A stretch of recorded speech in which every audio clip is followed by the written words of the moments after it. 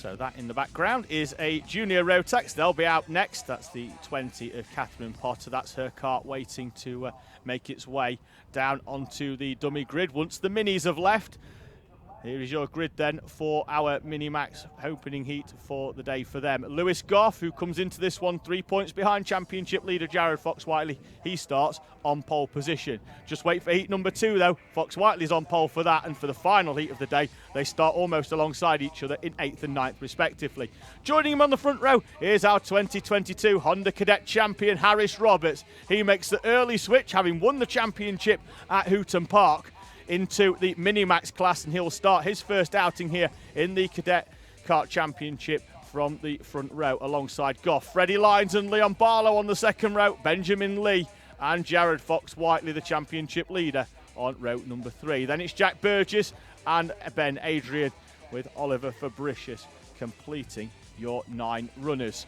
Back into the live chat we go then, and it was great to see that whilst we were delayed, everybody was just getting involved and having chats with each other, particularly about the BPEC, the Pro Kart event that was held here, with a couple of people in the live chat also taking part in that event as well. So just having a quick chat. I'm trying to get in through where everybody was just keeping themselves entertained with each other. Emma Hurst Grover on was basically her son is in juniors and dreading the first corner. Well, the first corner has been really quite good. It looks a lot tighter than what it is, particularly for the rolling start classes. It's the tight hairpin in the middle of the track where drivers have to be a little bit more aware in terms of their roundings. This is the camera shot then of that first corner. As you can see, the curb on the inside, very, very attractive for drivers. They can run all the way over that curb if they want. There's plenty of runoff on the straight on as well down there into that first corner. So I don't think it's as worrying as some of those looking. I think when you look at the Ellough Park circuit, particularly those that do their homework previously and they have a quick look on Google Maps or Google Earth and have a look at the track layout, that it does look quite tight. But I think once all the drivers are here, I was walking around the paddock yesterday, a lot of the drivers very, very happy with this Ellough Park circuit. Lewis Goff then on pole position. He waits until the final corner before backing the pack up. The final few runners, Fabricius will get into position as well. They might just get into position just in time, although the false start flag is out and they are going to roll round. I think that's because we've been generally doing 2 rolling up laps throughout the year because of the switch onto a different tyre halfway through the season. We moved from Mojo to Comet. Comet takes a little bit longer for those tyres to come on, so it takes gives them 2 rolling up laps. But Goff at least getting himself favourable and used to the start procedure.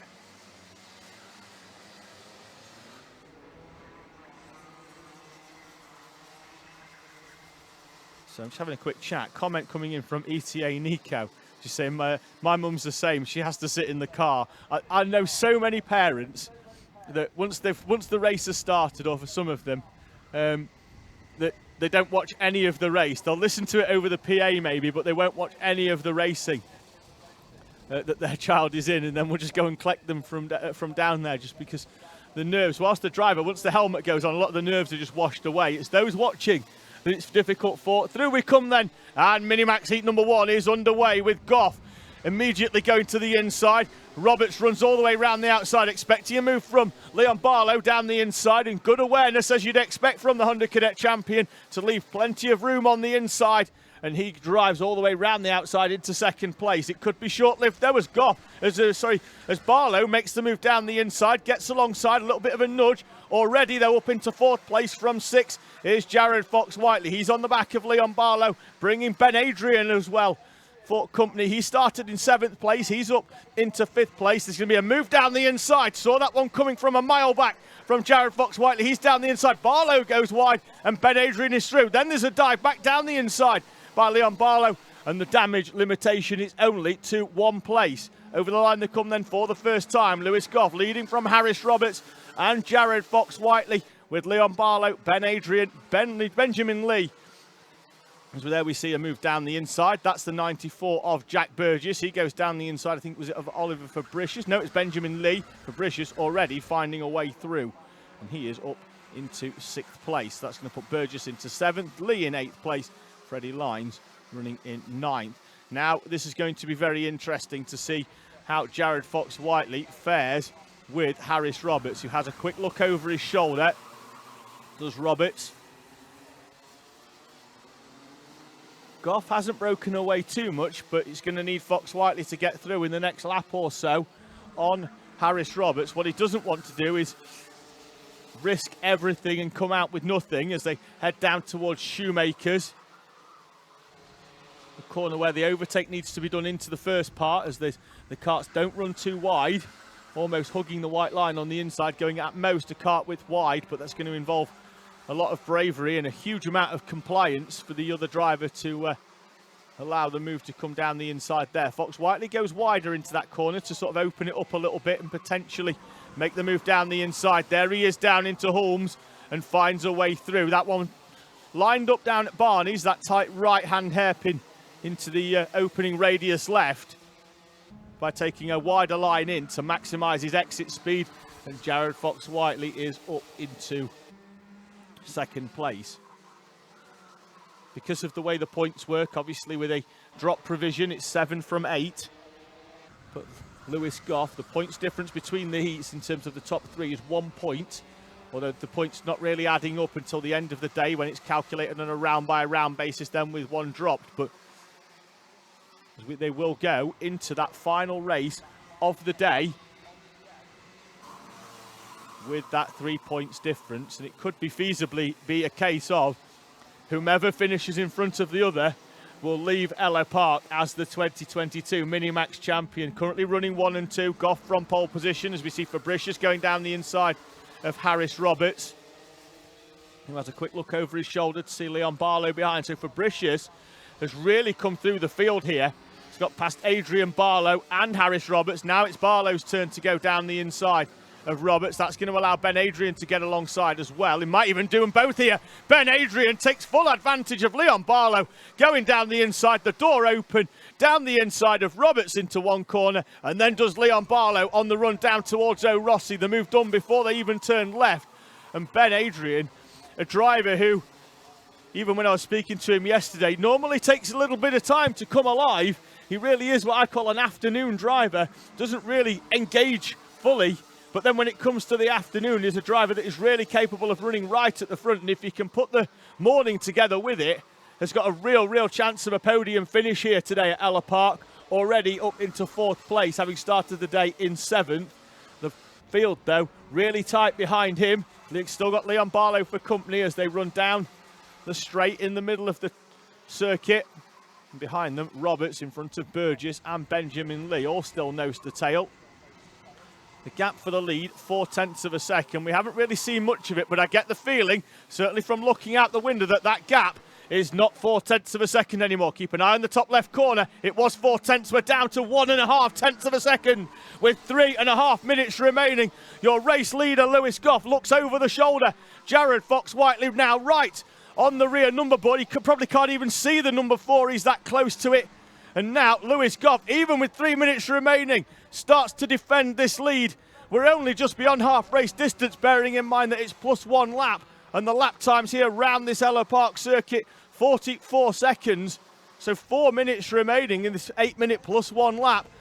And Lewis Goff already feeling the need, particularly into that heavy braking zone up at Holmes, to park the cart very tightly on the inside as they head onto the Pennell Straight, named in memory of Danny Pennell, as they go round the Degner 1 corner for the first time. Radiator flap adjustment for Lewis Goff. Personal best for Benjamin Lee in 7th place with a 44.595.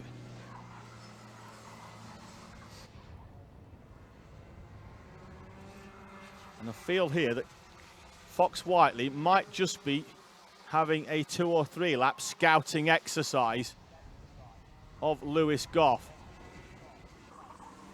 to find out where he's strong, where Goff might not be as strong.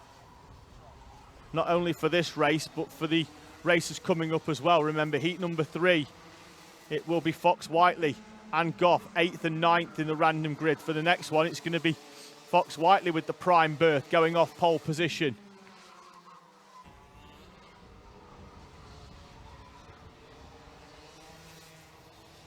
Could also be a huge amount of tyre preservation going on as well for the final. It will be the all-important final as well, all being well for these two drivers.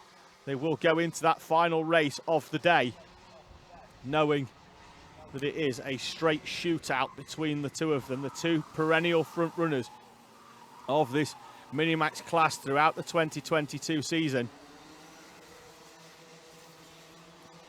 In the background though, let's not discount Oliver Fabricius, who lap on lap has been reeling this one in. On the last one it was only half a tenth, but he's there or thereabouts, and all that's going to be is one overtake on opportunity for Jared Fox-Whiteley, and Oliver Fabricius is going to be right on the back of this one. Behind them, Leon Barlow has found a way back past Ben Adrian. He's up into fourth, Adrian down into fifth, Roberts, Lee, and then Burgess in front of Freddie Lines. Harris Roberts holding back two very experienced drivers, particularly in Benjamin Lee, Jack Burgess, who's spent continual improvement all through the season. Look at the times though, from your leader down to Burgess in 8th place, only 4.2 seconds. So any penalty applied is going to drop those drivers all the way down to the end of the to the bottom of the order. 22 seconds remaining. It's going to be a race against time really as to whether they can get round, although I do think it's going to elapse around about 10 seconds or so before they come over start finish, which means the last lap board will be out as they come round Barney's and head down towards the final complex of corners. See, look at the top, elapses, and Lewis Goff goes very, very defensive to the inside. Fox-Whiteley takes the optimal racing line. Fabricius though, you could see the nose of the car come into shot in 3rd place. He's right there within half a second now. Last lap board is out and Lewis Goff will defend every one of these corners as they head down towards Shoemakers. In the slipstream goes Fox-Whiteley.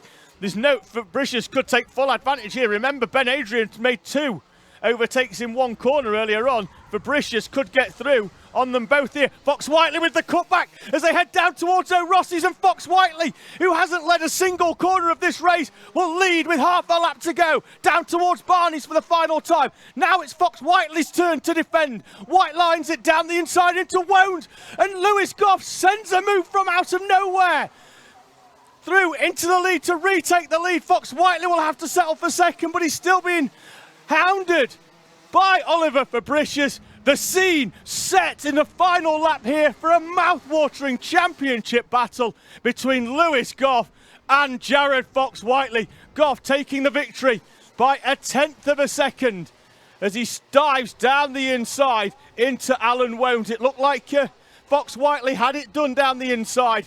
Then Lewis Goff made the dive and got the victory.